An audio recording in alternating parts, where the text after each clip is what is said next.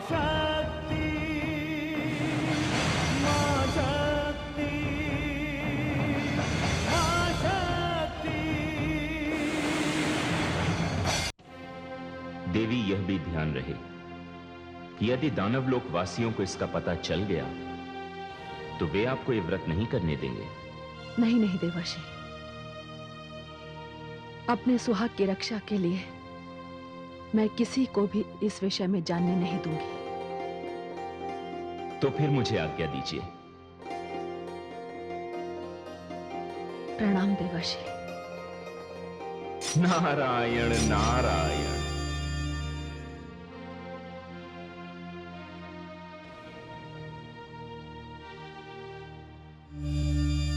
नारायण नारायण। कल्याणमस्तु। पिताश्री, आपने मेरा स्मरण किया, मेरे योग्य कार्य। पुत्र नारद, तुम्हें पता है कि जो कुछ तुम कर रहे हो उससे देव कार्य में बाधा उत्पन्न हो रही है। क्षमा करें पिताश्री, आपका तात्पर्य किस कार्य से है? तुलसी को व्रत करने का परामर्श देकर तुमने नियति की गति को रोकने का प्रयास किया, नियति के पथ में रोड़े अटकाए। पिताश्री, मैं जानता हूं कि तुलसी माता लक्ष्मी का ही रूप है, इसलिए जब मुझे यह ज्ञात हुआ कि उनके पति शंखचूड़ के जीवन पर संकट आने वाला है तो मैंने उनको उसकी सूचना दे दी और उस संकट से मुक्ति का मार्ग भी बता दिया। प्रिय नारद, यह सच है कि मैंने शंखचूड़ को वरदान दिया है, किंतु उसके भाग्य में मृत्यु भी लिख दी और उसके लिए पृष्ठभूमि भी तैयार हो रही है। तुलसी को शंखचूड़ से विवाह करने का परामर्श देने के पीछे मेरा यही उद्देश्य था। किसी भी कार्य के लिए कारण की रचना तो करनी ही पड़ती है। तुलसी का सतीत्व जब तक भंग नहीं होगा, शंखचूड़ का अंत नहीं होगा। पिताश्री, मैं यही तो नहीं चाहता। तुम्हारे चाहने और ना चाहने से क्या होता है? जब नियति यही चाहती है, जब भाग्य का लेख यही है और जब लक्ष्मी और विष्णु के पुनर्मिलन का यही मार्ग है। मैं समझ गया पिताश्री, मैं सब समझ गया। ये जो कुछ भी घट रहा है या घटने वाला है, ये सब मेरे नारायण की इच्छा से हो रहा है। ये सब पहले से निश्चित है। पिताश्री, मेरे नारायण की लीला ही अलग है। धन्य हो प्रभु, आपको कोटि कोटि प्रणाम। नारायण नारायण।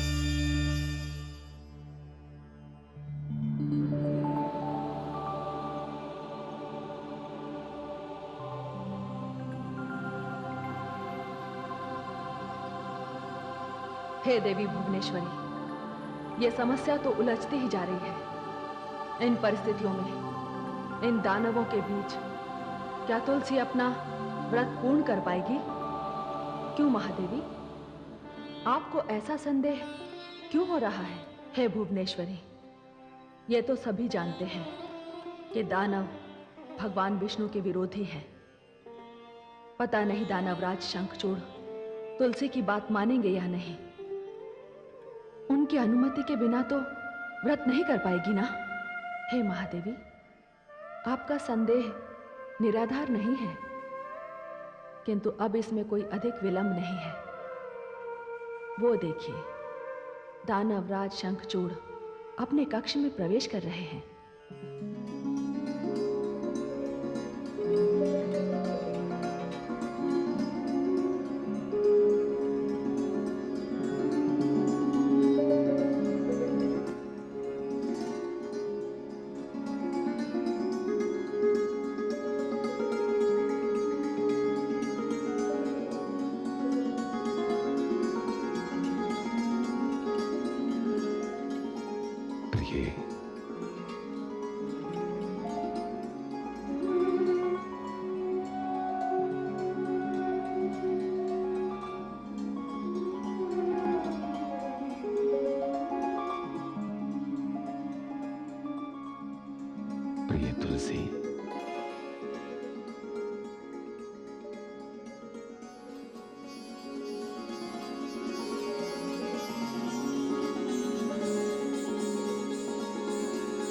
शत शत चंद्रमाओं से अधिक धवल, अधिक शीतल। हे मनमोहिनी, आपको प्रकृति रूपी कवि की सुंदर रचना कहूं या देवताओं के वेद की कोई ऋचा? बस बस। इच्छा हो रही है कि इस रात्रि में आपके साथ रथ पर कहीं दूर निकल जाऊं, जहां वन हो, कोई झरना हो, दुग्ध शीतल चांदनी हो, हम हो और एकांत हो। मैं चलूंगी स्वामी, आपकी आज्ञा सिर आंखों पर अवश्य चलूंगी, किंतु आपसे एक विनती है। कैसी विनती? मैं दानवलोक का महाराज हूं और आप दानवलोक के महाराज की हृदयेश्वरी हैं। विनती नहीं, आदेश दीजिए। स्वामी, मैंने आपको अमर करने के लिए एक व्रत करने का निर्णय लिया है। यदि 6 मास तक हम पति पत्नी नहीं, एक आदर्श प्रेमी प्रेमिका की भांति रहें, एक निकटतम मित्र की भांति रहें, तो आपको कोई आपत्ति तो नहीं होगी? प्रिय, पहली बार मांगा भी तो क्या मांगा। आपके स्नेह पाश में मैं इस भांति जकड़ा हुआ हूं कि 6 मास तो क्या 6 युग तक आपकी प्रतीक्षा कर सकता हूं। स्वामी, मैंने जो मांगा आपने मुझे दे दिया और प्रश्न तक नहीं किया कि मैंने क्या मांगा। इसकी आवश्यकता भी नहीं। जो मेरी प्राणेश्वरी है, हृदयेश्वरी है, जो अपने माता पिता का त्याग करके मुझ अपरिचित के साथ सारे दानव अपरिचितों में आ गई, जिसने मुझसे विवाह करते समय मेरे जीवन से जुड़ा हुआ कोई प्रश्न नहीं किया, उससे मैं कोई प्रश्न करूं? असंभव है। आपने जो मांगा मैंने दिया, और आपके इस मांगने में भी दानवों का कल्याण है। कल्याण? कैसा कल्याण? आप मुझे 6 मास के लिए अपने स्नेह पाश से मुक्त कर रही हैं।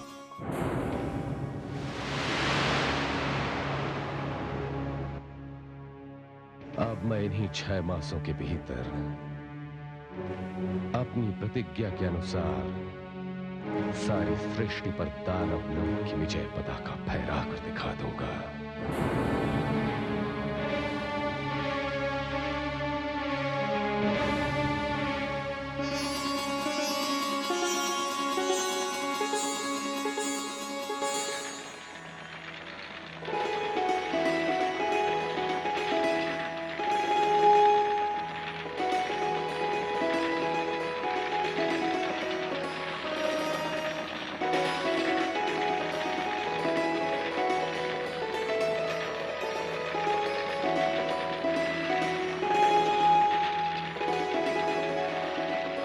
प्रणाम गुरुदेव।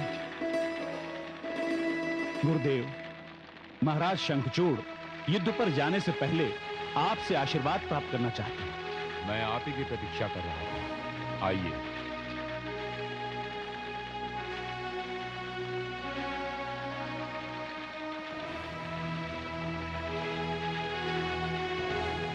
यशस्वी भव, विजयी भव। विराजिए।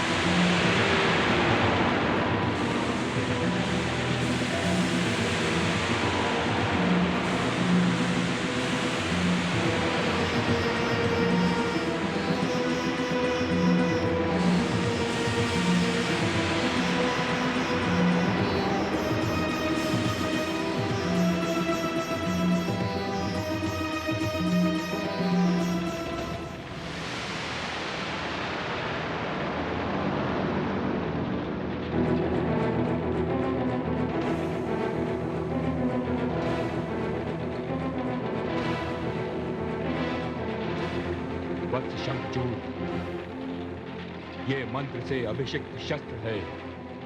इस शस्त्र के समक्ष देवताओं के सारे अस्त्र शस्त्र तेजहीन हो जाएंगे।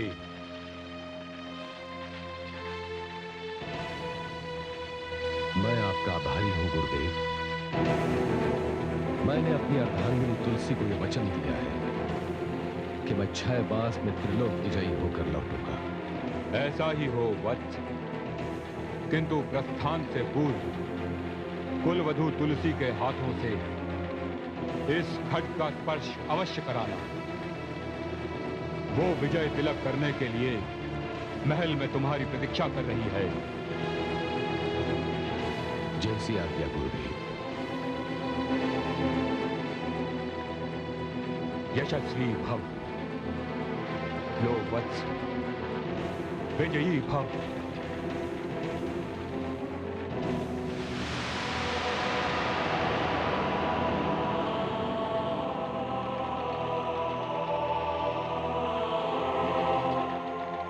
पिताश्री, अब 6 मास के पश्चात ही आपके दर्शन होंगे। पुत्र,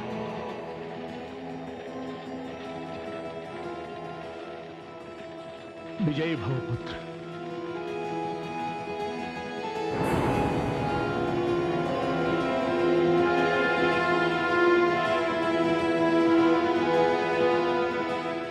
गुरुदेव, आपने मंत्रों द्वारा निर्मित खड्ग मेरे पुत्र को देकर मुझे निश्चिंत कर दिया। फिर भी मैं पिता हूं। मेरे मन में महाराज दम्भ, आप निश्चिंत रहिए।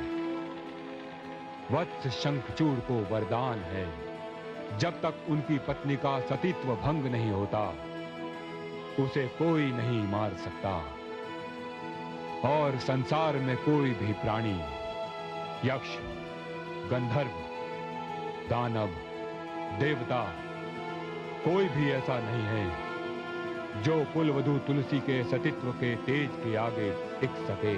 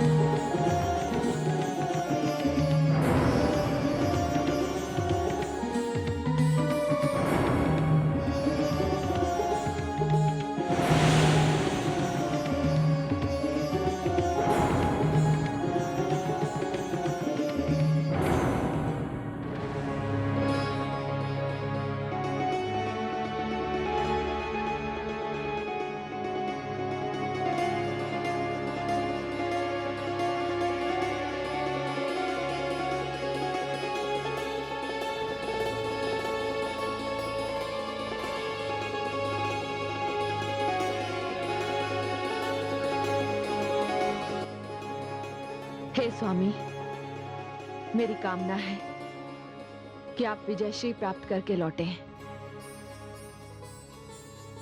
जब तक आप लौटेंगे नहीं, तब तक मैं अपने व्रत का पालन करती रहूंगी, आपके ध्यान में खोई रहूंगी। प्रिय, गुरुदेव का आदेश है कि आप इस खड्ग को स्पर्श करें। आपका स्पर्श इसमें विद्युत शक्ति भर देगा। जो आज्ञा स्वामी।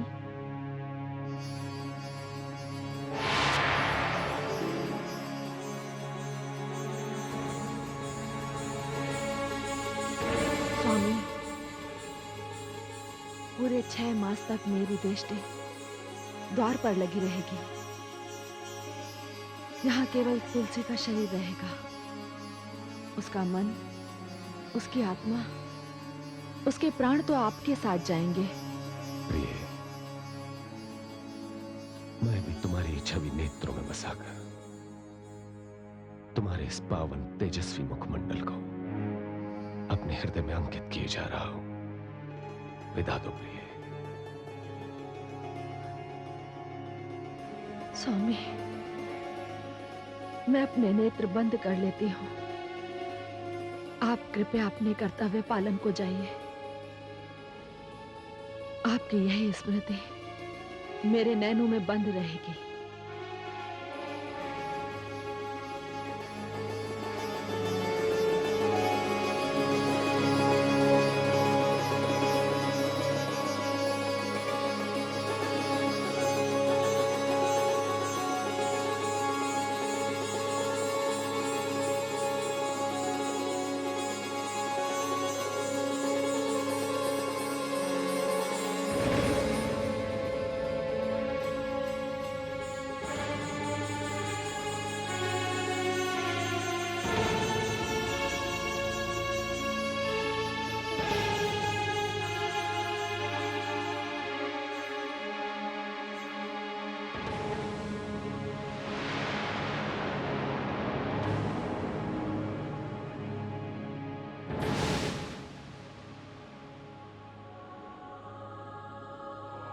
स्वामी, आपके विरह में ये 6 मास न जाने कैसे कटेंगे। न जाने मुझ पर, मेरे मन पर क्या बीतेगी।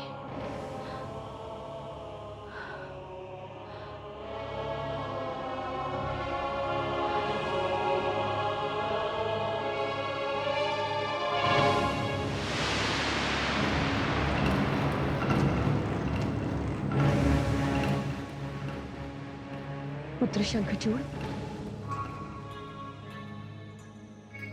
कौन है आप देवी? मैं महाराज धर्मध्वज की पत्नी और तुलसी की मां हूं। आइए, स्वागत है आपका। मैं तुमसे एक निवेदन करने आई हूं। निवेदन नहीं, आदेश दीजिए। पुत्र, तुम अपने इस अभियान को रोक दो। ये आप क्या कह रही माताश्री? उस अभियान को रोक दूं जो मुझे त्रिलोक विजयी बनाएगा? उस अभियान को रोक दूं जिससे असुरों की विजय पताका तीनों लोकों पर फहराएगी, जिससे देवलोक मेरे अधीन होगा? पुत्र, अभी तो तुम्हारा विवाह हुआ है। मेरी पुत्री के हाथों की मेहंदी भी अभी तक नहीं सूखी है। ऐसे समय पर तुम अपने जीवन को क्यों संकट में डाल रहे हो? आप कदाचित नहीं जानती कि मुझे ब्रह्मा जी का वरदान है कि मुझे कोई नहीं मार सकता।